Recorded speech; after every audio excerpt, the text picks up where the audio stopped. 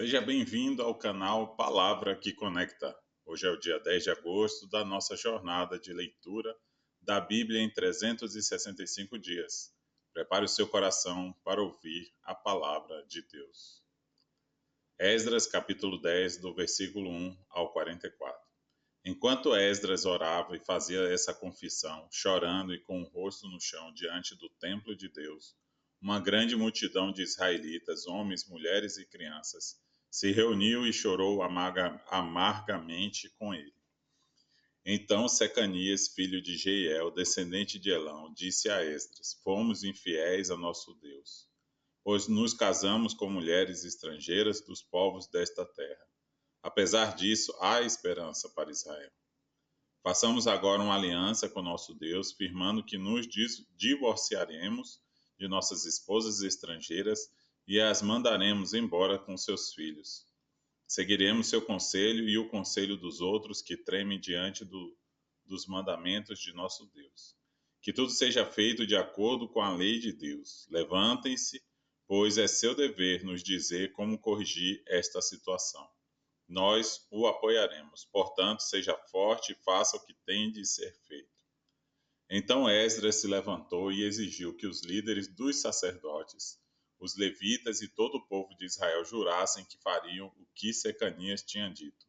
E todos fizeram um juramento solene. Em seguida, Esdras se retirou de diante do templo de Deus e foi à sala de Joanã, filho de Eliasibe. Não bebeu nem comeu nada enquanto esteve ali, pois ainda lamentava a infidelidade dos exilados que haviam regressado. Depois disso, foi feita uma proclamação por todo Judá e Jerusalém, para que todos os que vieram do exílio se reunissem em Jerusalém. Aqueles que não viessem em 3 dias perderiam todas as suas propriedades e seriam expulsos da comunidade dos exilados, conforme a decisão dos líderes e das autoridades. Dentro de 3 dias, todo o povo de Judá e de Benjamim havia se reunido em Jerusalém. A reunião aconteceu no dia 19 de dezembro e todo o povo estava sentado na praça diante do templo de Deus. Tremiam por causa da seriedade do assunto e porque chovia. Então o sacerdote Esdras se levantou e disse: Vocês agiram de modo infiel. Aumentaram a culpa de Israel ao se casar com mulheres estrangeiras. Agora confessem seus pecados ao Senhor, o Deus de seus antepassados, e façam o que agrada a Ele. Separem-se do povo da terra e dessas mulheres estrangeiras. Toda a comunidade respondeu em alta voz: Você tem razão. Faremos o que disse. No entanto, não é algo que possa ser feito em um dia ou 2, pois há muitos de nós envolvidos neste grande pecado. E agora é a estação das chuvas, portanto, não podemos ficar aqui fora por muito mais tempo. Que nossos líderes decidam por toda a comunidade. Todo aquele que tiver uma esposa estrangeira virá num dia marcado, acompanhado das autoridades e dos juízes de sua cidade, para que a ira ardente de nosso Deus a esse respeito seja afastada de nós. Os únicos que se opuseram à proposta foram Jonatas, filho de Azael, e Jazeías, filho de Tiquivá, apoiados por Mesulão e pelo levita Sabetai. Foi esse, portanto, o plano que seguiram. Esdras escolheu líderes para representarem suas famílias e designou cada representante por nome. No dia 29 de dezembro, os líderes se reuniram para tratar da questão. Assim, em 27 de março, o primeiro dia do ano novo, haviam terminado de resolver todos os casos de homens que tinham se casado com mulheres estrangeiras. Os sacerdotes que se casaram com mulheres estrangeiras foram da família de Jesua, filho de Jeozadaque e de seus irmãos, Maazéias, Eliezer, Jaribe e Gedalias.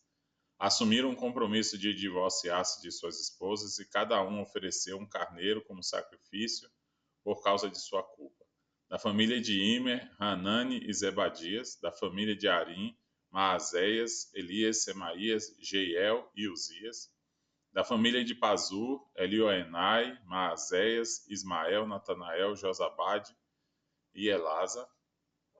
Os levitas culpados desse pecado foram Josabade, Simei, Quelaías, também chamado Quelita, Petaías, Judá e Eliezer. O cantor culpado desse pecado foi Eliasibe. Os porteiros culpados desse pecado foram Salum, Telém e Uri. Os outros israelitas culpados desse pecado foram da família de Parós, Ramias, Gesias, Malquias, Miamim, Eleazar, Malquias e Benaia. Da família de Elão, Matanias, Zacarias, Jeiel, Abdi, Jeremote e Elias.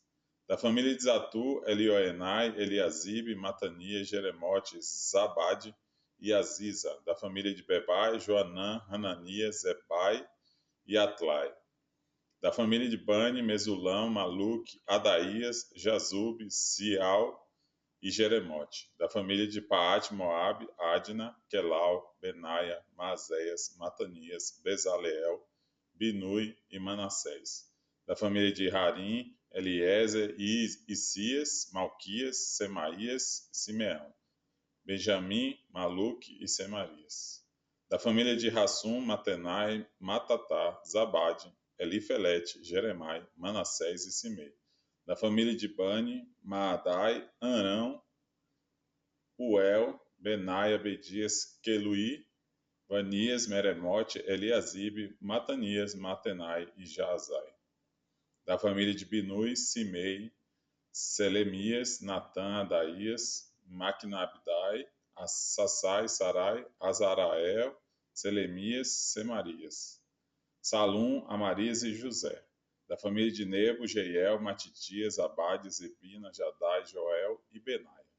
Todos esses homens se casaram com mulheres estrangeiras e alguns tiveram filhos com essas esposas. 1 Coríntios, capítulo 6, do versículo 1 ao 20. Quando algum de vocês tem um desentendimento com outro irmão, como se atreve a recorrer a um tribunal e pedir que injustos decidam a questão em vez de levá-la ao povo santo? Vocês não sabem que um dia nós, os santos, julgaremos o mundo? E uma vez que vocês julgarão o mundo, acaso não são capazes de decidir entre vocês nem mesmo essas pequenas causas? Não sabem que julgaremos os anjos? Que dizer, então, dos desentendimentos corriqueiros desta vida? Se vocês têm conflitos legais, por que levá-los para fora da igreja? Há juízes que não fazem parte dela. Digo isso para envergonhá-los. Ninguém entre vocês tem sabedoria suficiente para resolver essas questões? Em vez disso, um irmão processa outro irmão diante dos descrentes. O simples fato de terem essas ações judiciais entre si já é uma derrota para vocês. Por que não aceitar a injustiça sofrida? Por que não arcar com o prejuízo? Em vez disso, vocês mesmos cometem injustiças e causam prejuízos até contra os próprios irmãos. Vocês não sabem que os injustos não herdarão o reino de Deus? Não se enganem, aqueles que se envolvem em imoralidade sexual, adoram ídolos, cometem adultério, se entregam às práticas homossexuais, são ladrões, avarentos, bêbados, insultam as pessoas ou exploram os outros. Não herdarão o reino de Deus? Alguns de vocês eram assim, mas foram purificados e santificados, declarados justos diante de Deus no nome do Senhor Jesus Cristo e pelo Espírito de nosso Deus. Tudo me é permitido, mas nem tudo convém. Tudo me é permitido, mas não devo me tornar escravo de nada. Os alimentos foram feitos para o estômago e o estômago para os alimentos. É verdade, mas um dia Deus acabará com os dois. Vocês, contudo, não podem dizer que nosso corpo foi feito para a imoralidade sexual. Ele foi feito para o Senhor e o relacionamento que o Senhor tem conosco inclui nosso corpo. Portanto, Deus nos ressuscitará dos mortos por seu poder, assim como ressuscitou o Senhor. Vocês não sabem que seu corpo é, na realidade, membro de Cristo? Acaso um homem deve tomar seu corpo, que faz parte de Cristo, e uni-lo a uma prostituta?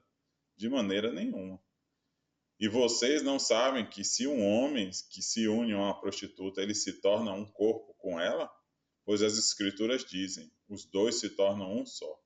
Mas a pessoa que se une ao Senhor tem com ele uma união de espírito. Fujam da imoralidade sexual. Nenhum outro pecado afeta o corpo como esse, pois a imoralidade sexual é um pecado contra o próprio corpo. Vocês não sabem que seu corpo é o templo do Espírito Santo que habita em vocês e lhes foi dado por Deus? Vocês não pertencem a si mesmos, pois foram comprados por alto preço. Portanto, honrem a Deus com seu corpo. Salmos capítulo 31, versículo 9 ao 18. Tem misericórdia de mim, Senhor, pois estou angustiado. Lágrimas me embaçam os olhos, e meu corpo e minha alma definham. A tristeza me consome e meus dias se encurtam com gemidos. Minha força se esvai por causa do pecado, e meus ossos se desgastam. Todos os meus inimigos zombam de mim e meus vizinhos me desprezam. Até meus amigos têm medo de se aproximar. Quando me veem na rua, correm para o outro lado. Não se lembram de mim como se eu estivesse morto, como se fosse um jarro quebrado. Ouço muitos boatos a meu respeito, e o terror me cerca. Conspiram contra mim, tramam tirar minha vida. Eu, porém, confio em ti, Senhor, e digo: Tu és meu Deus. Meu futuro está em tuas mãos. Livra-me dos que me perseguem sem cessar. Que a luz do teu rosto brilhe sobre teu servo. Salva-me por causa do teu amor. Não permitas que eu seja envergonhado, Senhor, pois clamo a ti. Que os perversos sejam envergonhados, que fiquem calados na sepultura. Silencia seus lábios mentirosos, lábios orgulhosos e arrogantes, que acusam os justos. Provérbios, capítulo 21, versículo 3. O Senhor se agrada mais ao fazermos o que é certo e justo do que ao lhe oferecermos sacrifícios. Chegamos ao final de mais uma leitura. Que a palavra de Deus conduza você a Cristo. Fortaleça sua fé e transforme sua vida. Obrigado por caminhar conosco nesta jornada da Bíblia em 365 dias. Se esta leitura edificou você, inscreva-se no canal e volte amanhã para continuarmos contemplando Jesus Cristo, o centro de toda a Escritura. Deus o abençoe.